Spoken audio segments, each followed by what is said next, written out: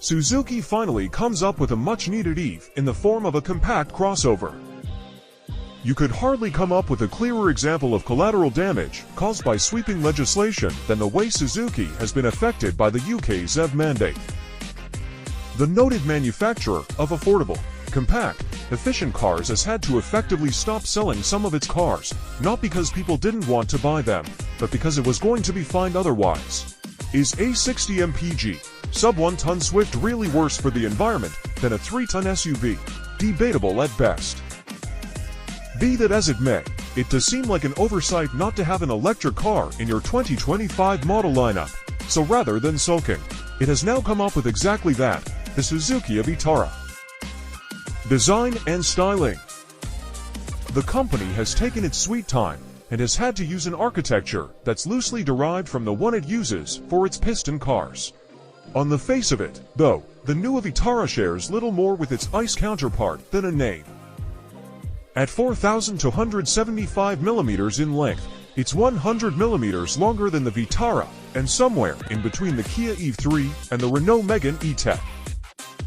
The technical rundown is pretty standard.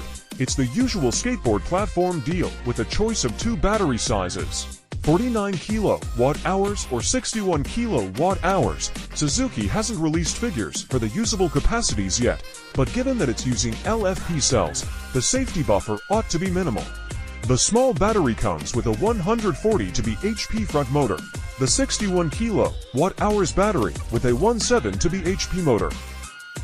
In typical Suzuki tradition, the e-vitara is also available with 4-wheel drive, by way of an additional 6 bhp motor on the rear axle of the long-range model, for a total of 181 bhp.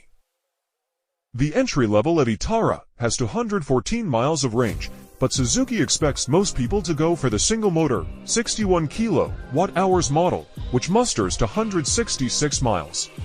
That's not groundbreaking, but is competitive enough. The Skoda Elroq 60 does to 165, the 58.3 kWh EV3 to 70, and the Megane to 182.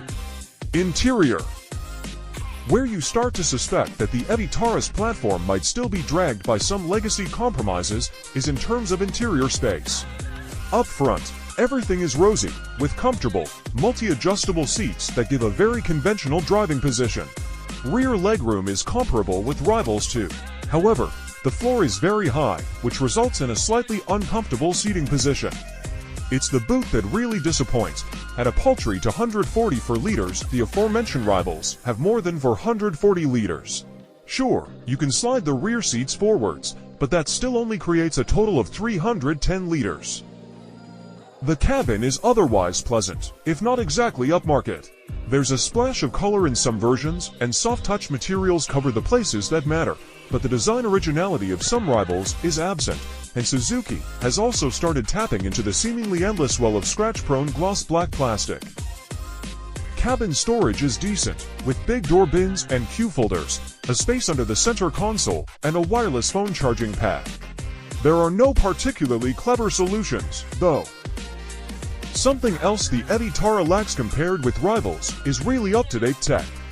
You might not think you care, but compared with existing Suzukis, the e-vitara has also shed a lot of physical controls. The infotainment system is completely new to Suzuki, and it looks attractive enough and works fairly logically. However, it responds painfully slowly, which gets annoying really quickly, since you need the touchscreen to disable the lane-keeping assistance and overspeed warning, and to turn on the heated seats. Engines and performance. Things improve on the move, even if there are a few caveats. First deliveries aren't expected until September, which means the car I drove was a late-stage prototype. It wasn't road legal, so was confined to Millbrook Proving Ground.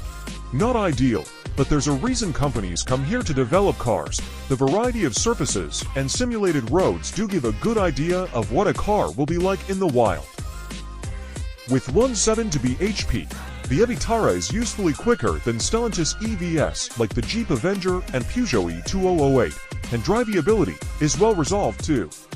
The accelerator is progressive, whatever regen mode you picked. There are a couple to choose from in a touchscreen menu, plus a one-pedal mode that's activated with a button in the center console. Annoyingly, The latter doesn't bring the car to a complete stop, which makes it rather pointless. Luckily, the brake pedal by-wire setup is firm and progressive. While the dual-motor, four-wheel drive version adds only 9 bhp, its torque uplift is more significant, 84 pounds-feet. As a result, it shaves 1.3 sec off the 0 to 62 miles per hour time. Nice to have, but it's not essential because the FWD car has enough performance for its mission as a sensible EV.